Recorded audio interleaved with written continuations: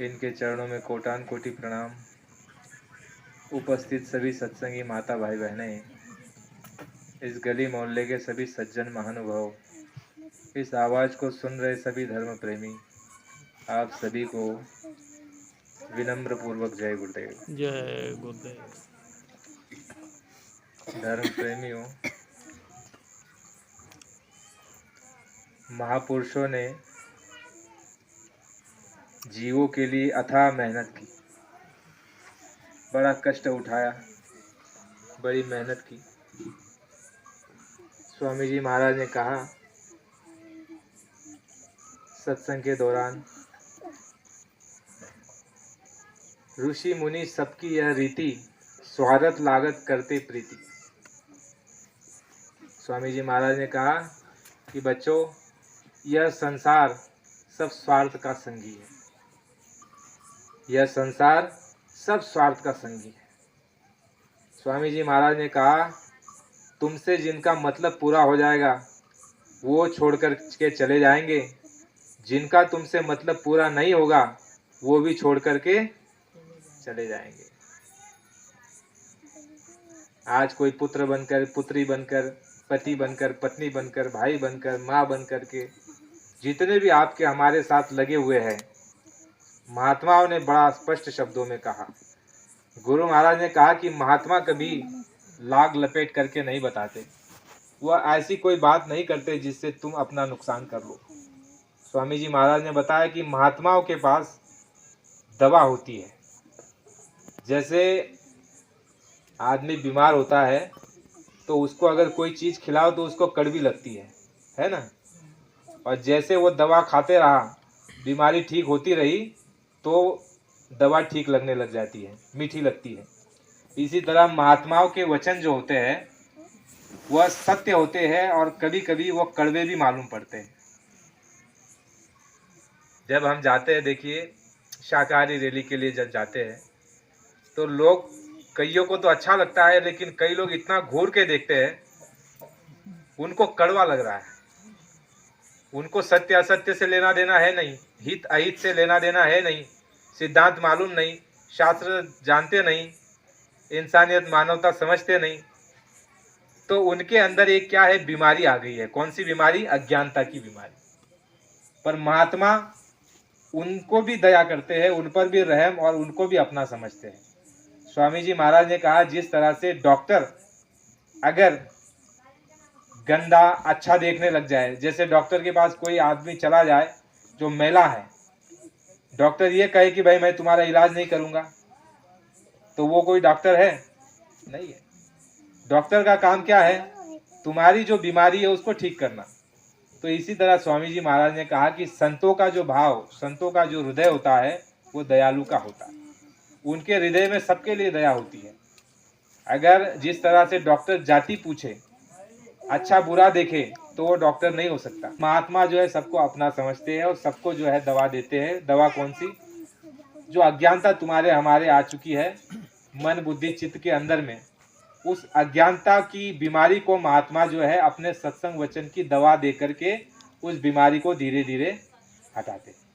स्वामी जी महाराज ने सत्संग में प्रेमी एक दफा बताया था कि आपको सत्संग की चाह नहीं है।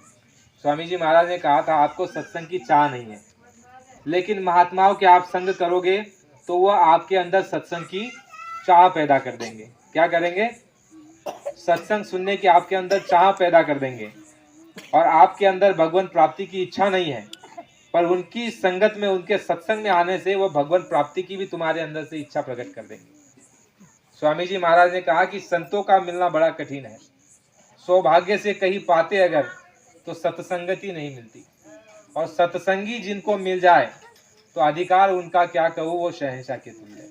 महात्माओं ने कहा, गोस्वामी जी महाराज ने रामायण में लिखा है, चौपाई है, उसमें कहा गया है, गोस्वामी संसार में 5 रतन है सार।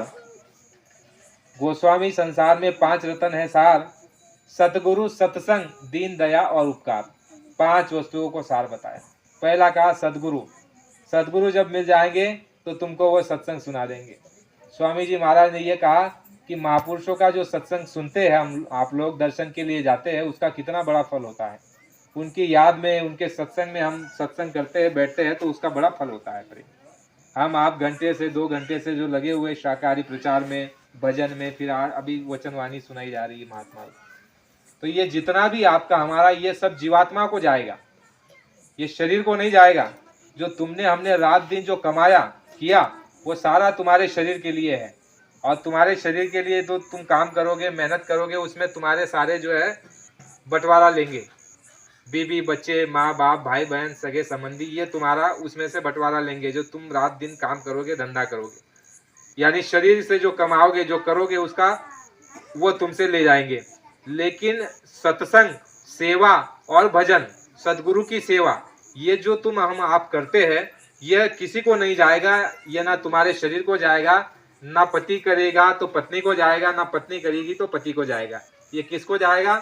जीवात्मा को। स्वामी जी महाराज ने कहा कि ये तुम्हारे जीवात्मा को जाएगा। और महात्माओं के संग से, महात्माओं के सत्संग से कितना बड़ा लाभ होता है जीव को। महापुरुषों ने कहा है सत्संग में, स्वामी जी महाराज कहते रहे कि संत दरस को जाइए, तज माया ममता अभिमान, जो जो पग आगे धरे कोटि यज्ञ समान। महापुरुषों ने कहा कि संतों के जब दर्शन के लिए आप जाते हो, तो एक एक कदम जैसे आगे बढ़ते हो, तो एक कदम पर आपको 1 कोटि का यज्ञ का फल मिलता है। कितने यज्ञ का? 1 कोटि यज्ञ का 1 कदम पर आपको फल मिलता है। लेकिन कैसी भावना लेकर के जानी होती है? संत दरस को जाइए, तज माया अभिमान। तज मतलब त्यागना होता है, तजना मतलब त्यागना। तज माया अभिमान, माया को त्याग देना। माया को कैसे? देखिए, जब स्वामी जी महाराज काफिला लेकर के निकलते थे सत्संग देने के लिए, तो जब दर्शन देते थे तो कहा गया है, सिद्धांत है कि महापुरुषों के, गुरु के, संतों के दर्शन खाली हाथ नहीं करने चाहिए। ये सिद्धांत है प्रेमी। क्योंकि देखो, कहते हैं कि राजा को जब मिलने जाओ तो कुछ लेकर के जाना चाहिए। फूल नहीं तो फूल की पंखड़ी। और राजा खुश हो जाए तो तुमको क्या दे दे? तो संत सदगुरु तो बादशाह होते हैं उस दौलत के। और उनके बाद जब हम आप जाते हैं तो दक्षिणा रूप में उनके दर्शन, खाली हाथ दर्शन नहीं करना चाहिए, ये सिद्धांत है। लेकिन जो माया में रचे पचे हुए हैं, जिनको माया प्यारी है, माया का मतलब धन, द्रव्य, स्टेट, प्रॉपर्टी, मान सम्मान, वह लोग जब आते थे कार्यक्रम में तो वो कहते थे कि देखो भाई कैसे महात्मा है, पैसा लेते, कैसे महात्मा है, पैसा लेते। और कई लोग जो है वो दृश्य को देख करके लौट जाते थे कि बाबा जी तो पैसा लेते। तो ये क्या है? अज्ञानता की बीमारी है। शास्त्र जानते नहीं है, सिद्धांत समझते नहीं है। अरे भाई, महात्माओं के पास तो बहुत बड़ी दौलत है। महात्माओं ने कहा गया है, गुरु नहीं भूखा तेरे धन का, उनके पास धन है नाम रतन का। तुमसे लेकर के भूखे प्यासे को दिलवावे, उन पर भी उपकार करावे। महापुरुषों ने कहा कि गुरु तुमसे जो लेते हैं तुमको देने के लिए, क्योंकि यहाँ का विधान क्या है? कृष्ण भगवान ये जानते थे कि आने वाले समय में द्रौपदी का चीरहरण होने वाला है। तो कृष्ण भगवान ने जान लिया कि द्रौपदी के ऊपर संकट आने वाला है। अब इसके ऊपर जो संकट आएगा, इसमें इसकी सहायता कैसी हो?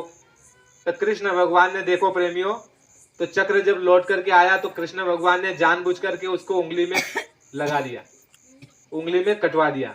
और पास में द्रौपदी खड़ी थी। द्रौपदी ने देखा कि भगवान आपको क्या हो गया? कहा कि देखो द्रौपदी, लग गया मुझे।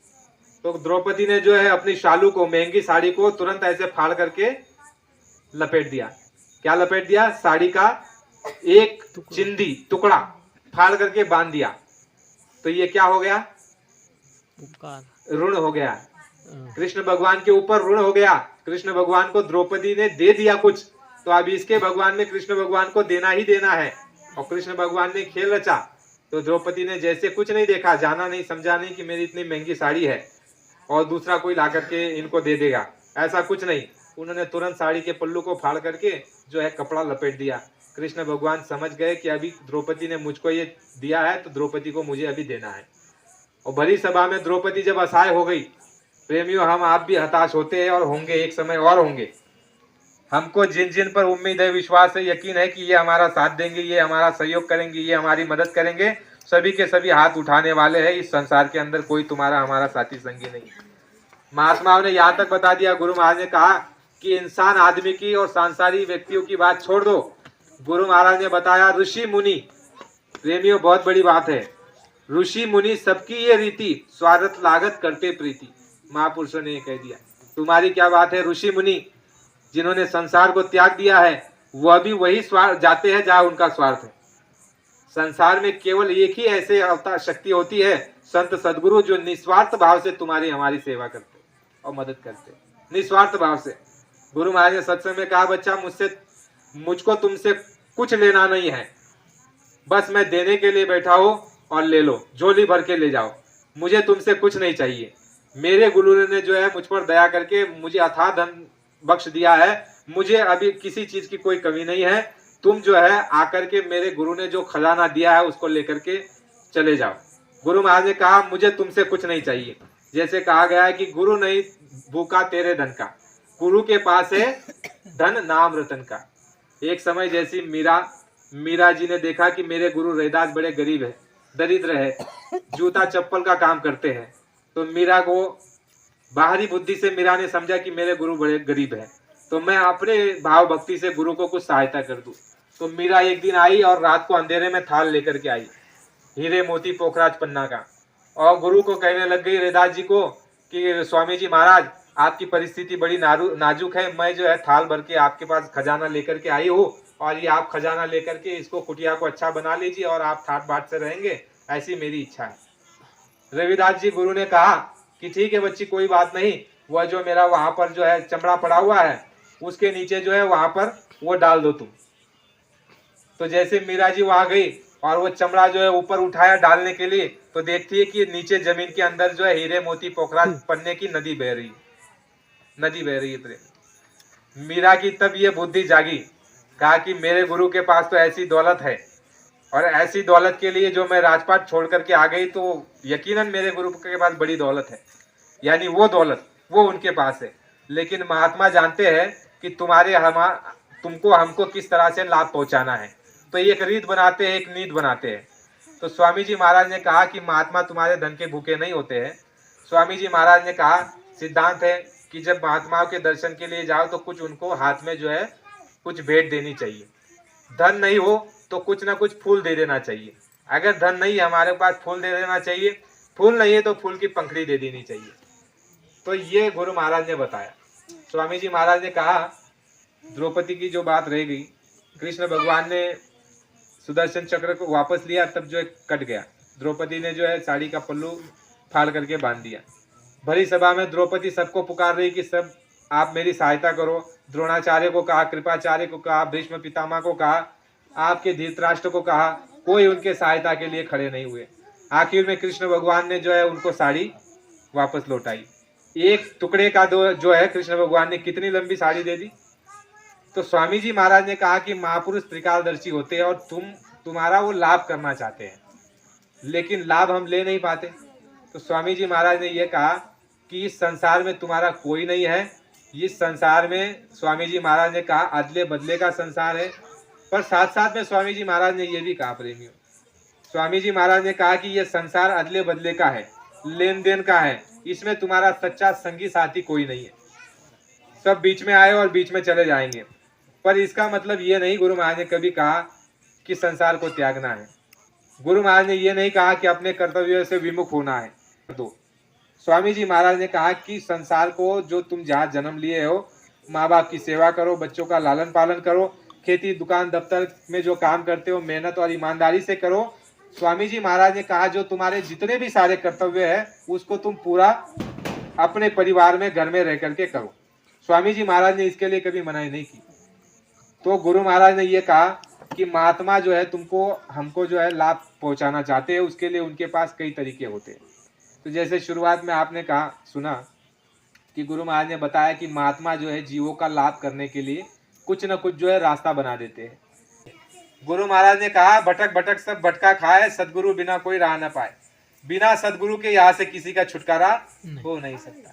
गुरु महाराज ने कहा कि तुम मनुष्य शरीर में आए हो तो लक्ष्य और 84 के फाटक बंद करने के लिए, जीते जी इस मनुष्य शरीर से उस मालिक को प्राप्त करने के लिए, जीते जी गुरु महाराज ने कहा इस लक्ष्य 84 और ईश्वर बम प्रावरण महाकाल और सतलोक में जाने के लिए स्वामी जी महाराज ने कहा तुमको ये मनुष्य शरीर मिला हुआ है। स्वामी जी महाराज ने कहा कि ऊपर के 5 और नीचे के 5। गुरु महाराज ने कहा तुम बीच में बैठे हुए हो। स्वामी जी महाराज ने कहा कि गुदा चक्र पर गणेश जी बैठे हुए, इंद्रिय द्वार पर ब्रह्मा जी बैठे हुए, नाभि चक्र पर विष्णु जी बैठे हुए, जोड़े के साथ स्त्री पुरुष देवी और देवता। और गुरु महाराज ने कहा ब्रह्म यहाँ पर आओगे ऊपर आप कंठ चक्र में तो शिव जी और पार्वती बैठी हुई है, या आद्या शक्ति माँ बैठी हुई है। ये 5 चक्र नीचे के हो गए और तुम्हारी जीवात्मा यहाँ बैठी हुई, कहाँ पर? छठे चक्र में। स्वामी जी महाराज ने कहा कि ये 5 चक्र नीचे है और 5 स्थान ऊपर है और तुम बीच में बैठे हुए। नीचे जाओगे तो सीधे नीचे चले जाओगे। स्वामी जी महाराज ने कहा कि अगर सदगुरु से रास्ता लेकर के, अगर साधन भजन करके अगर तुम चाल बना लोगे, गुरु महाराज ने कहा कि एक कदम चलोगे तो वो चाल ऐसी है कि दूसरा कदम अपने आप बढ़ जाएगा। गुरु महाराज ने कहा कि तुम स्वर्ग के नाके पर बैठे हुए हो, स्वर्ग के नाके पर। गुरु महाराज ने कहा ये 9 द्वारों को खाली करके 10वें द्वार से छठे चक्र से इसको घाट कहा महात्माओं ने, ये घाट है। और यहाँ से गुरु महाराज ने कहा कि जब तुम चलने की तैयारी करोगे तो पहला कदम तुम्हारा स्वर्ग पर होगा, स्वर्ग में होगा। यानी नीचे के लक्ष्य 84 के तुम्हारे सभी जो है फाटक बंद हो गए। तो महात्माओं ने यही सिखाया, शिक्षा दी कि तुम्हारा जो जन्म लेने का जो उद्देश्य है वो लक्ष्य 84 को काटने का है और मनुष्य शरीर को सार्थक करने का है। तो स्वामी जी महाराज ने जो सत्संग सुनाया, जो मेहनत की, वो सारी मेहनत यही रही कि सेवा, सत्संग और भजन। गुरु महाराज ने 3 वस्तुओं को रखा मुख्य, सेवा, सत्संग और भजन। सेवा करेंगे तो तुम्हारा हमारा जो है तन पवित्र हो जाएगा। जब तक तन पवित्र नहीं होगा प्रेमियों, तब तक तुम हम साधन भजन पर नहीं बैठ सकते, तब तक तुम्हारे हमारे अंदर में अच्छे विचार आ ही नहीं सकते। तन की शुद्धि जरूरी है। तन शुद्ध हो जाएगा, उसके बाद मन शुद्ध हो जाएगा। मन शुद्ध हो जाएगा, उसके बाद महात्माओं ने कहा कि मन चंगा तो कठोर में गंगा। तुम्हारा मन चंगा हो जाएगा, शुद्ध हो जाएगा। तो गुरु महाराज ने कहा कि मन की तो बात है, मन अगर साथ दे दे तो वो जो है ऊपर की चढ़ाई हो जाए। मन साथ दे तब की बात है। तो मन कब साथ देगा? जब बाहरी रूप में हम सेवा करेंगे, और सेवा जब करेंगे तो ये मन शुद्ध हो जाएगा। मन शुद्ध हो जाएगा तो वो आत्मा का साथ दे देगा, और आत्मा और मन दोनों अगर एक दूसरे का साथ दे देंगे तो गुरु महाराज ने कहा कि जो तुम्हारी मृग तृष्णा है, जो मन जो है नाना वस्तुओं में भटक रहा है, खाने में, पीने में, देखने में, सूंघने में, भोगने में, वो तृष्णा है। गुरु महाराज ने कहा, स्वामी जी महाराज ने कहा, कुत्ते का, ये श्वान का उदाहरण दिया था कि कुत्ता जैसे ही एक हड्डी को उठा करके उसको मुंह में लेता है तो वो हड्डी जो है उसके मुंह में लग करके वो खून निकलता है। वो हड्डी जो है उसके जबड़े में जो है चुभ करके वो खून निकलता है, और उसी खून को कुत्ता खाता है, पीता है, और उसको ये जो है अज्ञान भाव हो जाता है कि यह जो है हड्डी में से निकल रहा है। स्वामी जी महाराज ने कहा कि इसी तरह से तुम जो इंद्रियों का स्वाद लेते हो, गुरु महाराज ने कहा कि ये मिट्टी है और ये क्षणिक है, और जो इंद्रियों का तुम स्वाद ले रहे हो ये इंद्रियों का स्वाद नहीं है।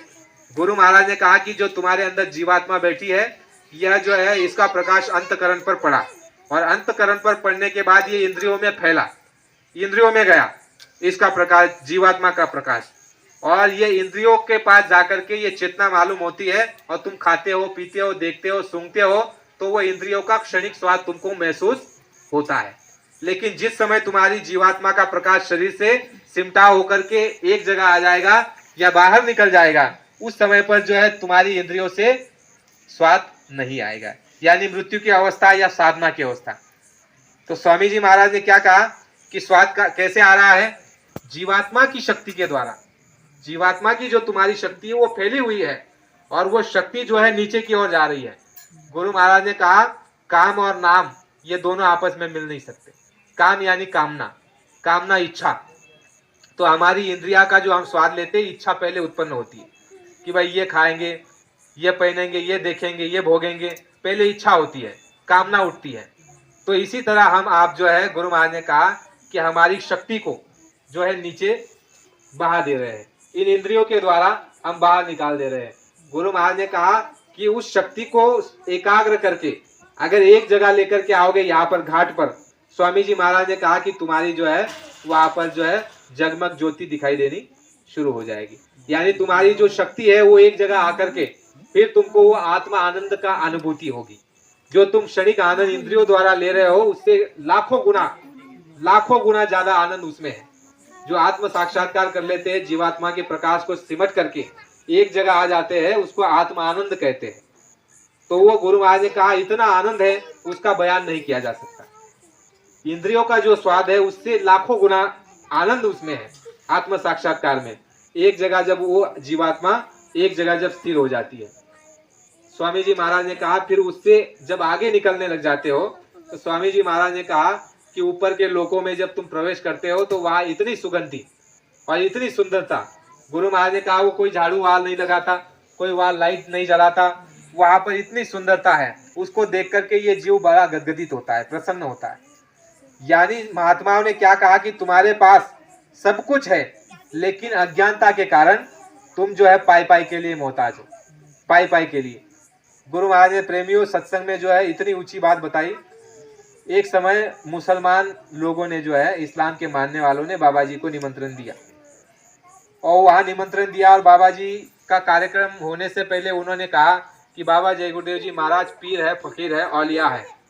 तो स्वामी जी महाराज जब मंच पर आए तो स्वामी जी महाराज ने ये कहा सभी को कि मैं ना महात्मा हूँ, ना पीर हूँ, ना फकीर हूँ, ना पैगंबर हूँ, मैं तुम्हारी तरह ही एक आदमी और इंसान हूँ।